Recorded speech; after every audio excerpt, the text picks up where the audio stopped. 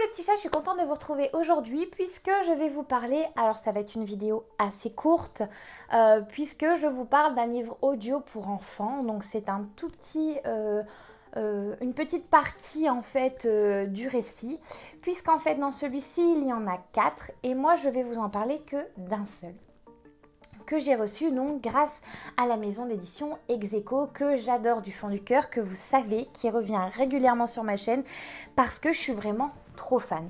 Voilà, donc c'est un livre de Michel Brugnot, je vous mets la couverture juste à côté de moi. Le livre s'appelle Pas si bête et donc moi je vais vous parler de Lola, la petite hirondelle.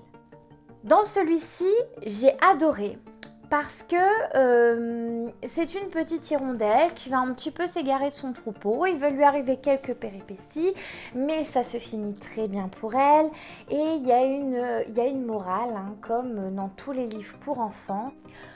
Quoi qu'il arrive, donc toujours aller de l'avant, on va jamais vraiment se perdre, on va toujours au moins retrouver soit son chemin, soit on va se mettre sur un autre chemin.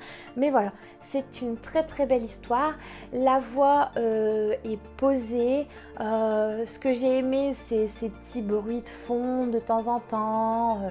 Enfin voilà, c'est juste génial. Alors, j'ai pas trop l'habitude des livres audio pour enfants, ça c'était mon tout premier. Comme j'adore du fond du cœur Ex Aequo, j'ai dit pourquoi pas, je vais leur dire oui avec plaisir et c'est ce que j'ai fait. Donc voilà, ça c'était un sur les 4, donc vous savez, je vous ai déjà parlé de cet auteur, je vous remets la couverture juste à côté de moi et bien sûr, je vous remets le lien dans la description si vous voulez voir la précédente vidéo.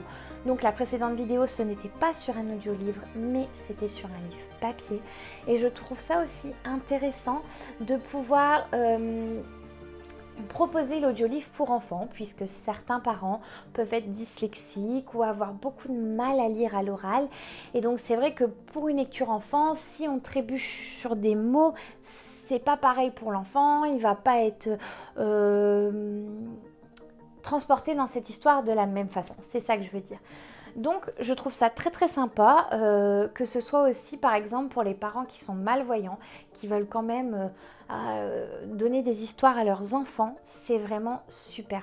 Franchement, quand je vois tout ce qu'on fait, tout ce qu'on propose pour améliorer notre quotidien, que ce soit tout simplement un audiolivre, ça va améliorer carrément notre quotidien. On peut par exemple faire la cuisine en écoutant un livre, enfin on ne peut pas lire en faisant la cuisine, c'est pas possible, ça devient trop compliqué.